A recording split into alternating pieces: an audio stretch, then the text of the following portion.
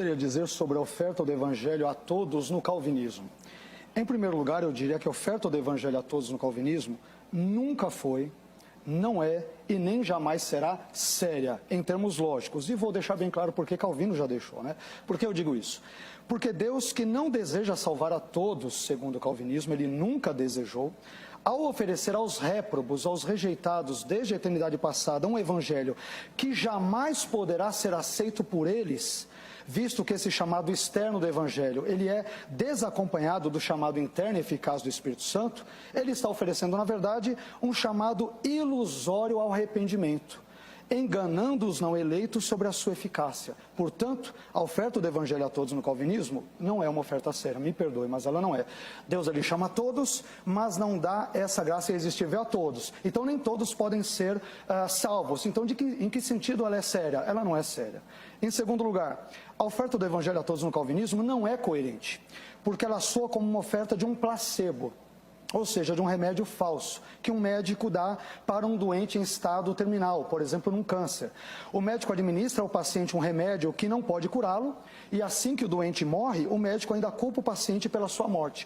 O Deus retratado no calvinismo, ele faz o mesmo. Ele oferece aos réprobos um evangelho que não pode salvá-los, porque esse chamado externo não é acompanhado pelo chamado interno e eficaz do Espírito. E o que é pior, a culpa é do próprio pecador pela sua morte espiritual. Portanto, eu não tenho como ver esse chamado como sendo um chamado também coerente. Por fim, em terceiro lugar, a chamada externa universal do Evangelho no calvinismo é injusta, porque ela só é acompanhada pela chamada interna eficaz no caso dos incondicionalmente eleitos, mas não é acompanhada da chamada interna eficaz do Espírito no caso dos não eleitos. Mas apesar disso, Deus estranha e arbitrariamente irá responsabilizar os não eleitos por recusarem o convite do Evangelho que eles não poderiam aceitar de jeito nenhum, porque Deus não lhes deu a graça irresistível.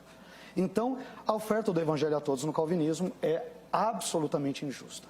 E aí, o reverendo Tocachique disse outra coisa que eu acho espantosa. Olha o que ele disse. Ele citou o catecismo. A pergunta do catecismo: qual é o final de todo homem? O final de todo homem é glorificar a Deus. Não é glorificar a Deus. Se o final de todo homem fosse glorificar a Deus, ele chamaria todos pela chamada externa do Evangelho e daria a todos a graça irresistível, já que a chamada é incondicional. Então, quer dizer, Deus diz: olha, eu quero que você me glorifique. Senhor, mas por que o Senhor não me dá a graça irresistível? Isso é um mistério.